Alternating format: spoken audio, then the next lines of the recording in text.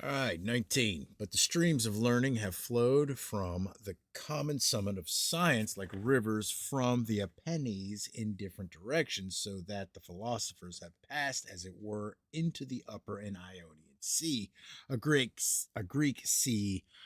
abounding with harbors, but the orators have fallen into the lower or Tuscan, a barbarian sea infested with rocks and dangers, in which even Ulysses himself had mistaken his course. If therefore we are content with such a degree of eloquence and such an orator as has the common discretion to know that you ought either to deny the charge which is brought against you, or if you cannot do that, to show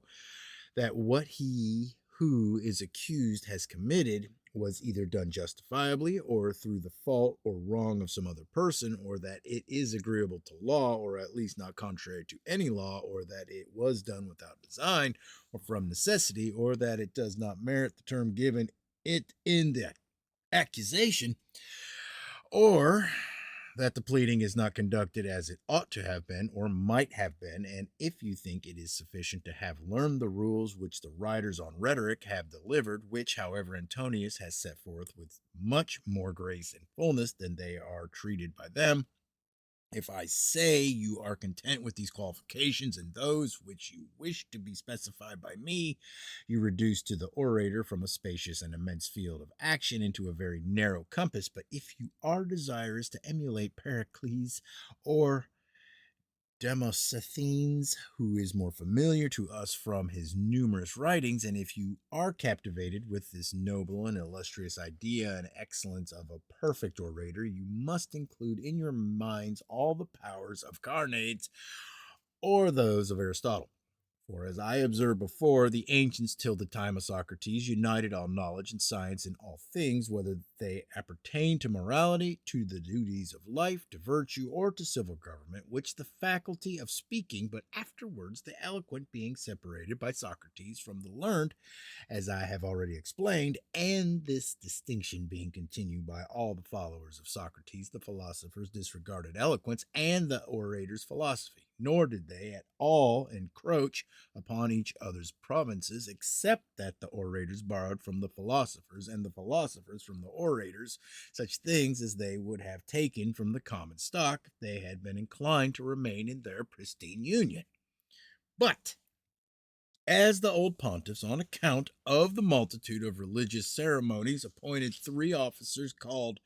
Epaulones, though they themselves were instituted by Numa to perform the epaular sacrificium at the games, so the followers of Socrates excluded the pleaders of causes from their own body and from the common title of philosophers, though the ancients were of opinion that there was a miraculous harmony between speaking and understanding. 20. Such being the case, I shall crave some little indulgence for myself and beg you to consider that whatever I say not of myself, but of the complete orator. For I am a person who, having been educated in my boyhood with great care on the part of my father, and having brought into the forum such portion of talent as I am conscious of possessing, and not so much as I may perhaps appear to you to have, cannot aver that I have learned what I now comprehend exactly as I shall say that it ought to be learned.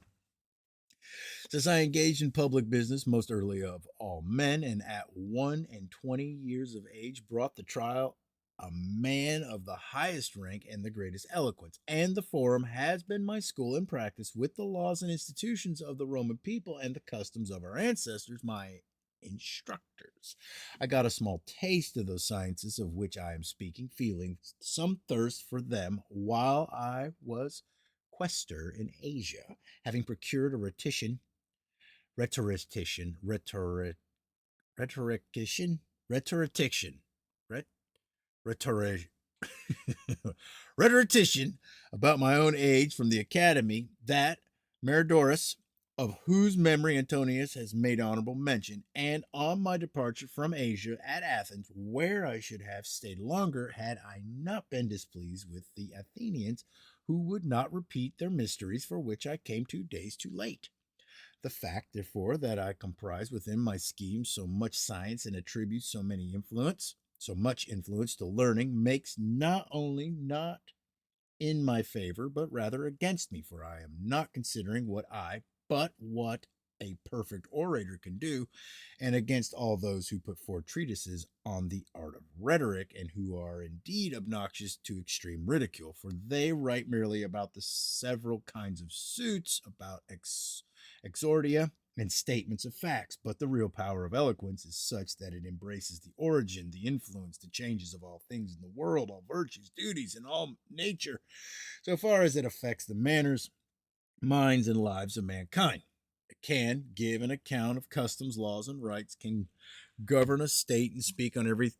relating to any subject whatsoever with elegance and force. In this pursuit, I employ my talents as well as I can, as far as I am enabled by natural capacity, moderate learning, and constant practice, nor do I conceive myself much inferior in disputation to those who have, as it were, pitched their tent for life in philosophy alone.